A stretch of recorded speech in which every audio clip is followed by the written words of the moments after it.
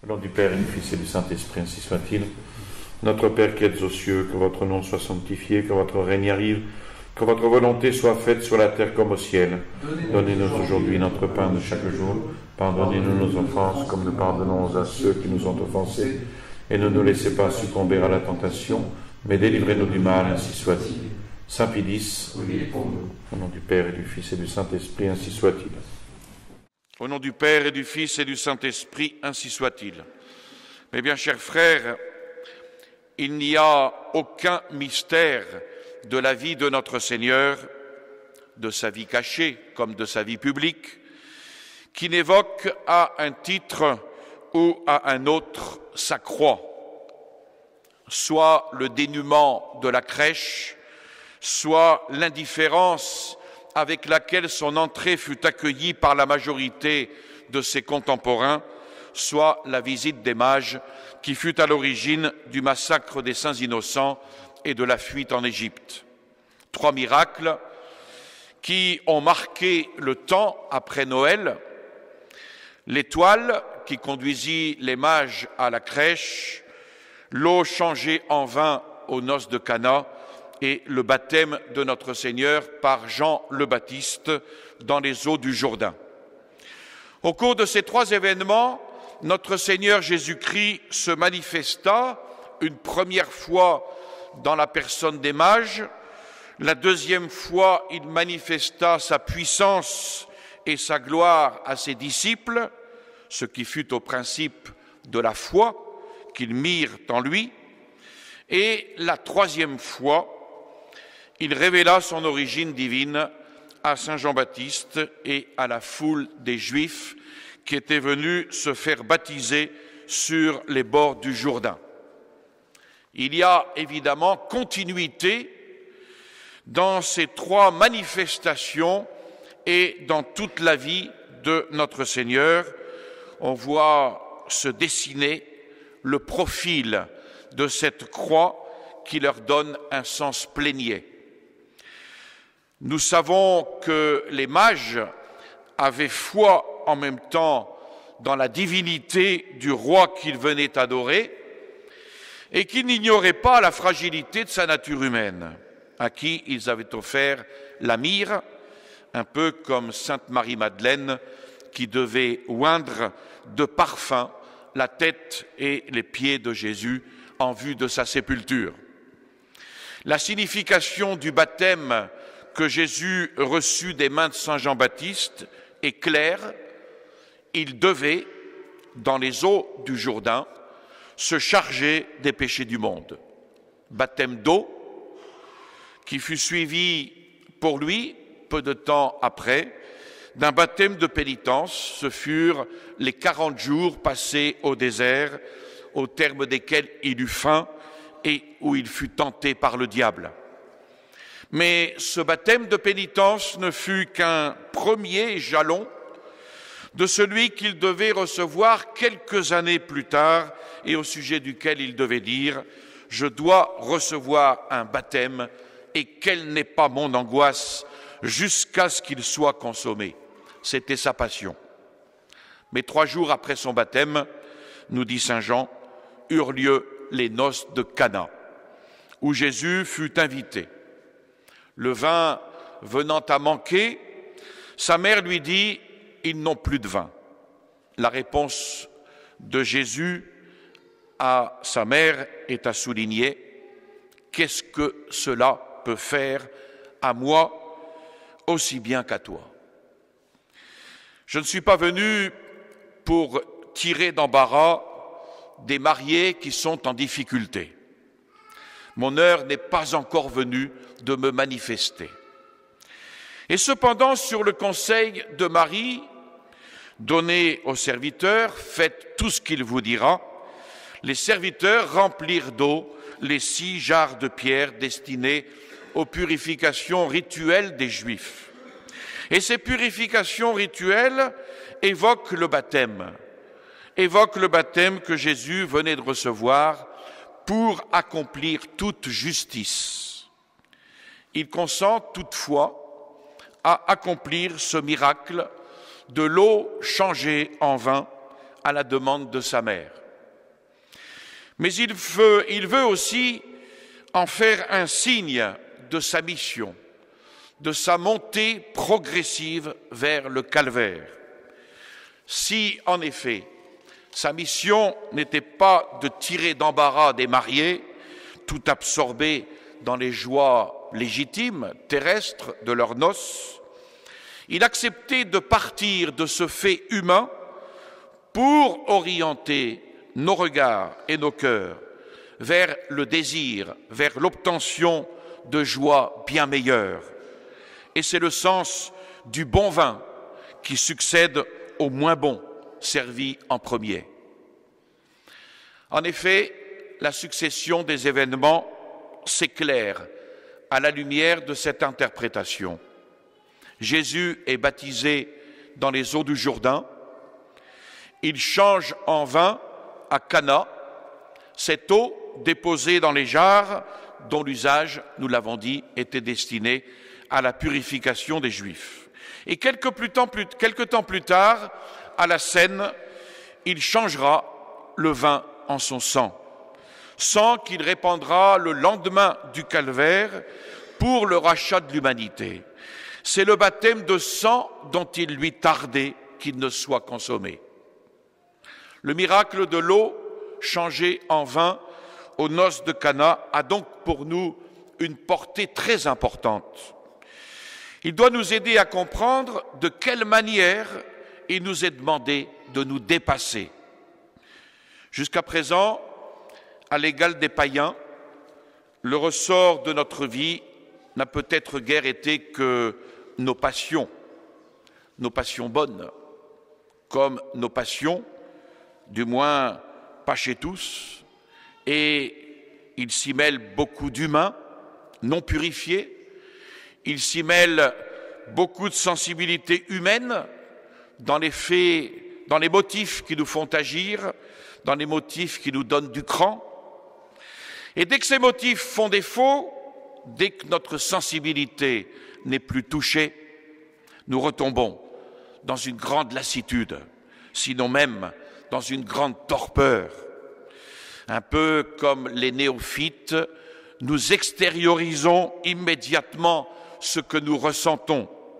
Nous n'avons aucune réserve. Et quand il n'y a rien pour exciter notre sensibilité, nous donnons l'impression d'être les hommes les plus apathiques qui soient. Et pourtant, notre maître et notre modèle, notre Seigneur Jésus-Christ, n'a pas manqué, lui non plus, de cette sensibilité humaine, de la délicatesse exquise dans les sentiments. Mais c'est par le centre qu'il a su se dépasser. Et dans l'amour le plus désintéressé, le plus ardent, qui a su se maintenir et s'épanouir au cœur de la souffrance la plus crucifiante, au calvaire bien sûr, mais aussi pendant sa vie publique, au milieu de la rudesse des sentiments de tous ceux qui l'entouraient, même de ses disciples, qui pourtant étaient bien disposés à son égard, au milieu des indifférents, au milieu des lâches, ou de ses ennemis acharnés, dont il ne déplorait que le lamentable aveuglement et endurcissement qui devait les conduire à leur perte, sans jamais éprouver le moindre ressentiment à l'égard des personnes. Cette noblesse d'âme exceptionnelle de sa nature humaine, cette noblesse d'âme exceptionnelle qu'il tenait évidemment de l'union substantielle de sa nature humaine avec la nature divine, il ne dédaignait pas de la transfigurer en passant au creuset des souffrances physiques, des souffrances morales exceptionnelles qu'il devait subir au cours de sa passion. Alors maintenant, si nous examinons minutieusement la réponse du divin Maître à sa mère, nous pouvons découvrir plusieurs enseignements. D'abord sur le plan moral, le détachement. Sur ce plan, il y a pour l'homme apostolique la nécessité de se détacher de ses liens familiaux sans les couper totalement, puisque le 4e commandement est valide pour tous. L'obligation de renoncer aux liens de famille, c'est une condition indispensable de la vie apostolique. 30 ans durant, notre Seigneur a vécu seul avec sa mère et son père putatif. Maintenant, il doit commencer sa mission, annoncer au monde la bonne nouvelle, publier l'évangile qui conduit au royaume des cieux. Alors, comme Abraham qui sort de la terre, de sa parenté, de la maison de son père, il dit adieu. Adieu à cette douce intimité de Nazareth. Et il profite de la première occasion pour mettre entre lui et les siens une sorte de barrière imposée par Moïse au ministre du culte. Et ainsi, durant tout le temps de son ministère, Jésus conservera la même attitude. L'apôtre, le prêtre pour qui Jésus-Christ est le modèle, cet apôtre, ce prêtre, ne doivent plus avoir de famille charnelle ici-bas. Et comme Melchisédek, ils n'auront ni frère, ni mère, ni généalogie. Leur rôle exige toute leur force, toute leur faculté, toute leur attention et leur sollicitude au service de l'unique Seigneur afin d'être dédiés et réservés au ministère des âmes. C'est une des raisons du célibat ecclésiastique. Et évidemment, il ne s'agit pas ici de renier ou de méconnaître pour toujours ses parents, mais d'appliquer ici même ce qui est dit aux jeunes époux lors de la messe de mariage. Tu quitteras ton père et ta mère. Et ce renoncement présente pour tout homme un sacrifice, plus sensible encore quand on s'est attaché aux choses, aux êtres, qu'il faut en quelque sorte abandonner. Et pour notre Seigneur, ce fut donc un sacrifice héroïque, car rien ne peut exprimer l'amour qu'il avait pour sa mère. Rien ne peut faire comprendre peut-être la violence qu'il s'imposa pour imposer cette séparation de deux cœurs qui ne faisaient plus qu'un, unis l'un à l'autre dans la plus pure affection. Et le prêtre, joyeux au commencement de ses prémices, il s'est donné, il s'est abandonné pour le salut du monde. Et chaque jour, il devra faire de nouveau cette oblation de lui-même et trouver dans cette oblation sa joie continue, sa joie profonde, sa raison d'être, sa richesse, sa force. Parce que pour être disponible au service des âmes, le cœur du prêtre doit être libre. Ensuite, une deuxième explication sur le plan christologique. Avec cette réponse que notre Seigneur fait à sa mère, notre Seigneur veut bien nous faire comprendre la présence d'une double nature dans la personne de son Fils. Il veut nous montrer que sa nature divine n'est due en rien à Marie, car sur ce plan, elle n'est pas plus qu'une créature comme les autres. Et c'est bien pour cela que notre Seigneur ne lui manque pas de respect quand il l'appelle femme. La naissance naturelle ne compte pas en comparaison de la naissance divine, à savoir l'incarnation dans son sens plénier. Et la Sainte Vierge l'a d'ailleurs très bien compris, car sans aucun doute, elle connaissait, dès le premier instant de sa conception, la nature divine de notre Seigneur et sa génération éternelle. Elle avait adoré son Fils comme Dieu quand elle le portait en elle, et par rapport à cela, la réponse de notre Seigneur ne lui enseignait donc rien de nouveau. Et saint Albert le Grand écrit même qu'en sollicitant directement un miracle, elle avait le désir de contribuer à accélérer la révélation de cette vérité au monde. Aussi, ce miracle des noces de Cana constitue un argument très fort en faveur de la divinité de Jésus-Christ, à tel point que le petit groupe des disciples qu'il avait réunis lui donna une totale confiance qui s'est transformée en foi profonde à partir de cet événement. Et enfin, une leçon sur le plan marial. C'est là que commence à se manifester la puissante médiation de Marie auprès de Dieu en faveur des hommes. C'est là aussi où elle se convertit en reine, en avocate, en mère des nouvelles familles que les jeunes époux sont appelés à fonder. Et les paroles de la très sainte Vierge Marie n'étaient pas une simple demande adressée au bon sentiment de Jésus.